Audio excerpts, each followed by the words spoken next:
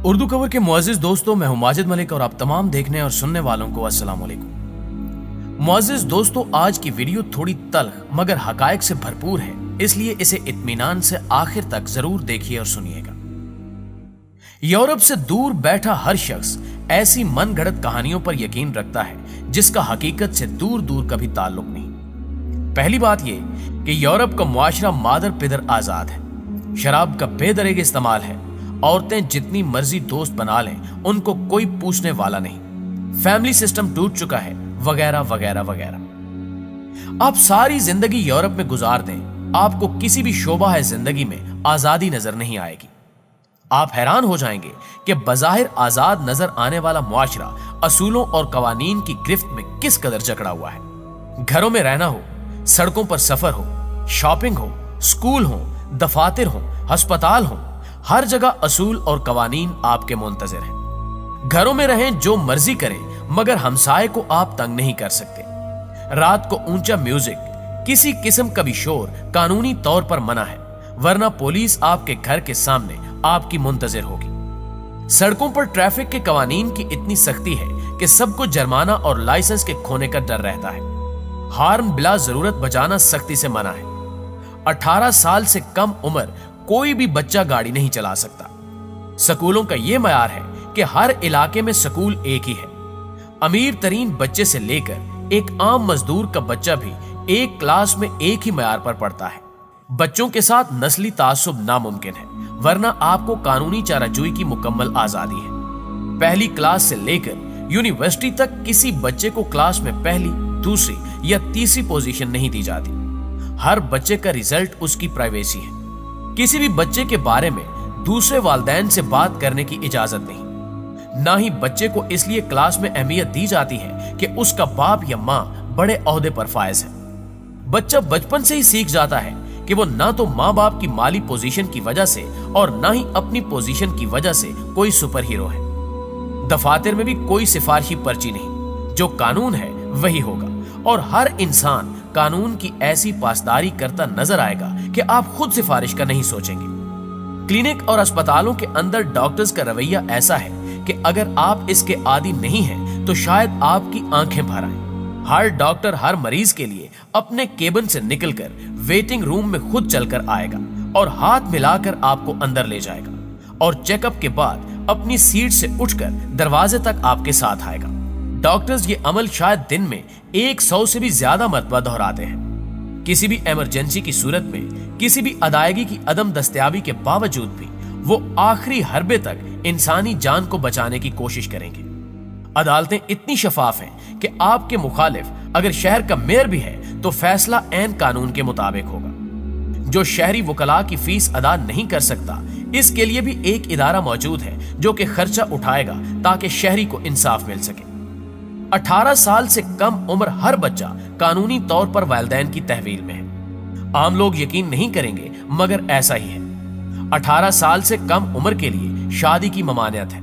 18 साल से कम उम्र बच्चा शराब और सिगरेट तक खरीद नहीं सकता, उसे अपना आईडी कार्ड दिखाना जरूरी है।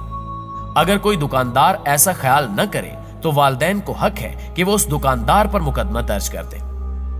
18 साल से कम उम्र गाड़ी भी नहीं चला सकता। इसके अलावा भी बहुत सी पाबंदियां हैं, मगर मजाल है कि कोई इधर से उधर हो जाए। नाज़रीन ग्रामी, अब आ गई मर्द और औरत की आजादी की बात। पहला लफ्ज जो पाकिस्तान में सुनने को मिलता है उसका तस्वुर भी यहां नहीं है और वो है फ्लर्ट।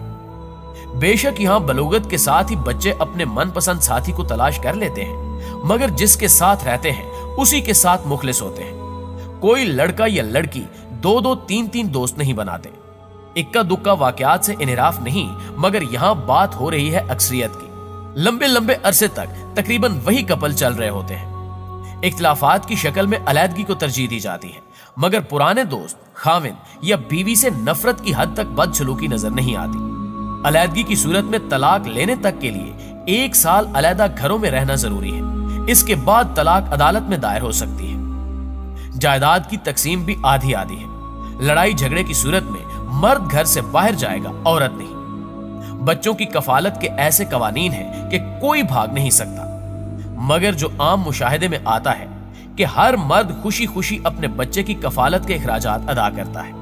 अदम अदायगी की सूरत में अदालत को इख्तियार है कि उसकी तनख्वाह से काट कर मां के अकाउंट में जमा करवाए। सोशल वेलफेयर का ऐसा निजाम मौजूद है कि कोई अगर काम नहीं भी करता तो उसके खाने पीने, मेडिकल और रिहाइश गवर्नमेंट की जिम्मेदारी है। और सोशल वेलफेयर लेने वाले फर्द के बच्चे भी एक ही मयार पर पढ़ाई की सहूलत हासिल कर सकते हैं। 9वीं क्लास तक बुनियादी तालीम लाजमी है।